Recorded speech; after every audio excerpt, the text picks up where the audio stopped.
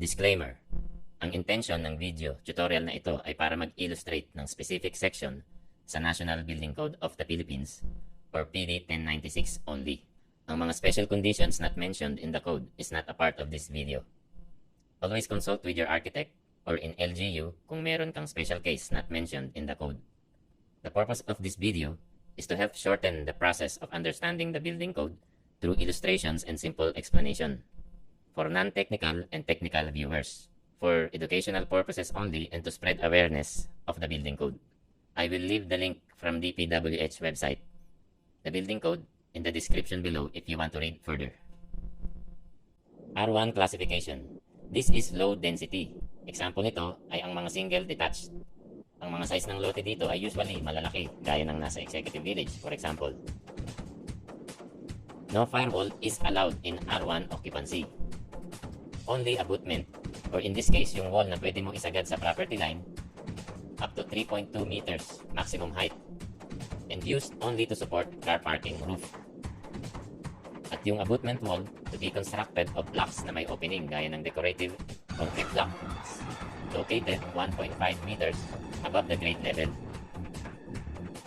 At yung length ng wall is to be maximum of 7 meters, or 50% ng side property line where the abutment wall is located, whichever is shorter. Kung yung 50% ay lumabas ng 6 meters, then 6 meters lang ang length na allowed sa abutment wall na ito. R2 classification. This is medium density. Example nito ay mga single attached gaya ng duplex.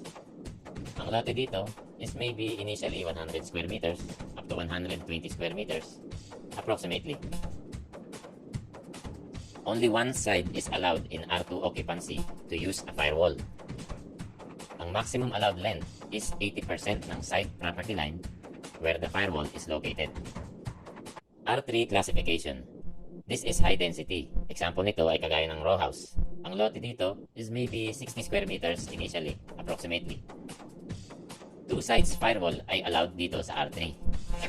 Una, kapag two sides property line na firewall, 85% of the total length of the side property line is the allowed maximum firewall length for each side.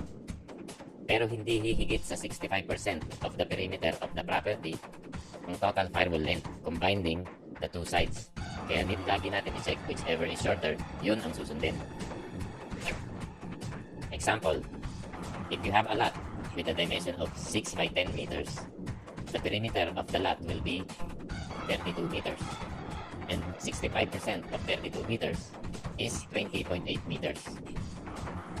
Sa 6 by 10 meter lot na example, ang 85% of each side total is 8.5 sa left plus 8.5 meters sa right is equals to 17 meters.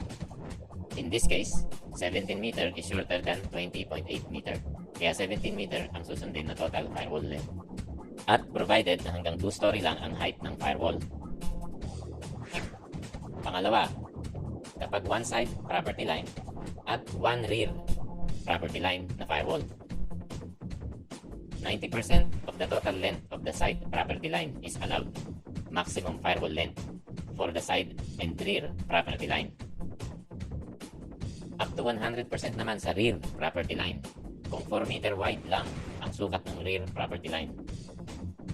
At provided na hanggang 2-story lang ang height ng firewall sa side property line, and maximum of 3.2 meters naman ang allowed na height ng firewall sa rear property line. R4 classification. This is medium to high density. Townhouse for multifamily dwellings ang example dito. Sabi sa code, two sides may be permitted dito sa R4. Take note na ang sabi sa code, may be permitted.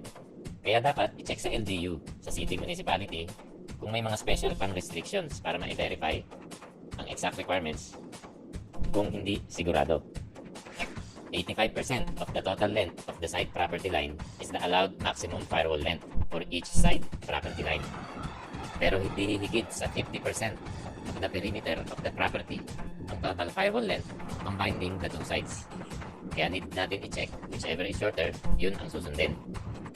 Paki-check na lang ulit sa R3 yung sample perimeter calculation.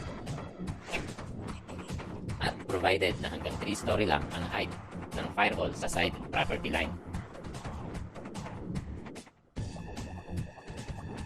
R5 classification. This is very high density residential development. Example nito ay yung mga condominium buildings. Sabi sa code, may 2 firewall construction dito. Una, 2 sides firewall.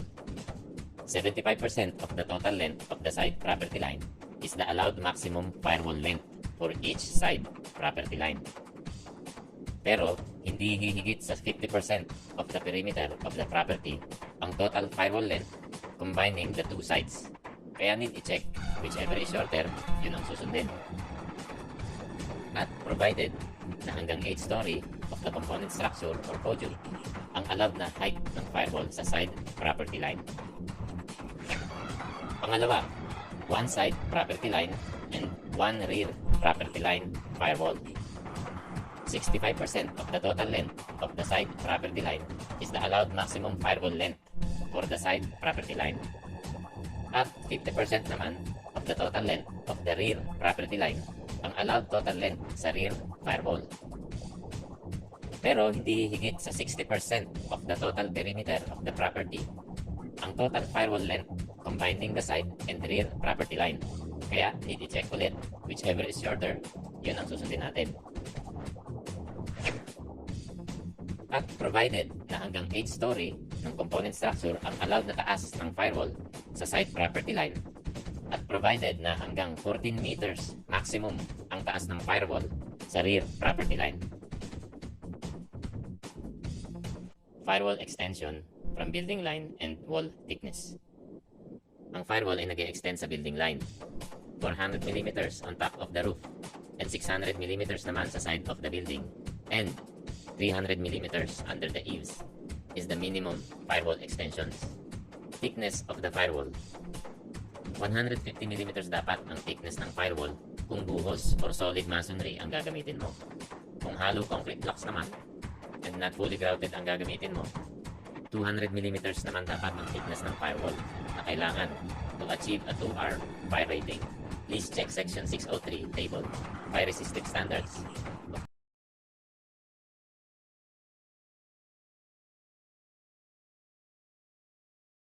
Sa building code. Kung gusto mong malaman kung R1, R2 o R3 yung residential lot, pwede mo makuha yung information na yan dun sa developer ng land. At kung meron pang mga specific guidelines dun sa land, makukuha mo rin yan dun sa developer. Kung hindi naman, pwede mo naman siyang puntahan sa LGU, City Municipality.